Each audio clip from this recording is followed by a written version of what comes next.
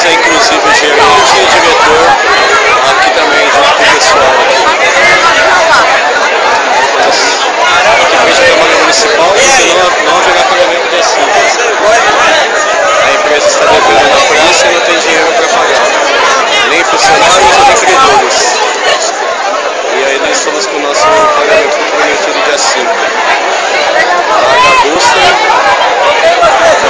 empresa do setor automotivo, alto-falantes, módulos e aparelhos de MP3, produto automotivo e também linha de TV e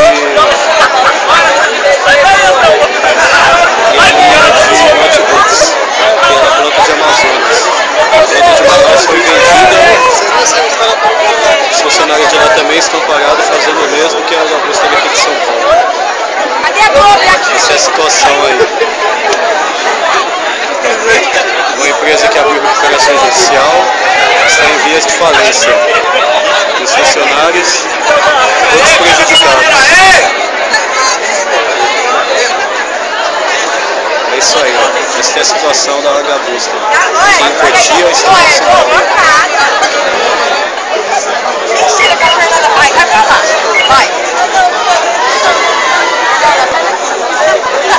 Câmara Municipal de Cotia. Mais uma vez a Agabuster. Funcionários da Agabuster parados. Eu também sou funcionário também.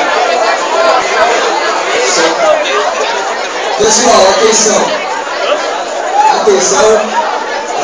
A partir desse momento, haverá necessidade que a gente tenha uma participação e um emprego próprio, principalmente a comissão, porque nós vamos fazer um projeto para essa Câmara Municipal, um projeto foi colocado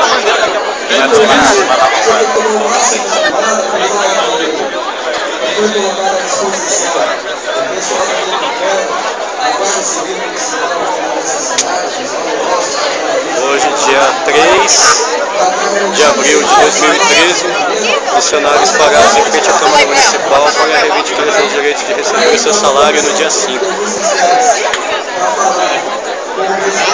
É da Agabuster.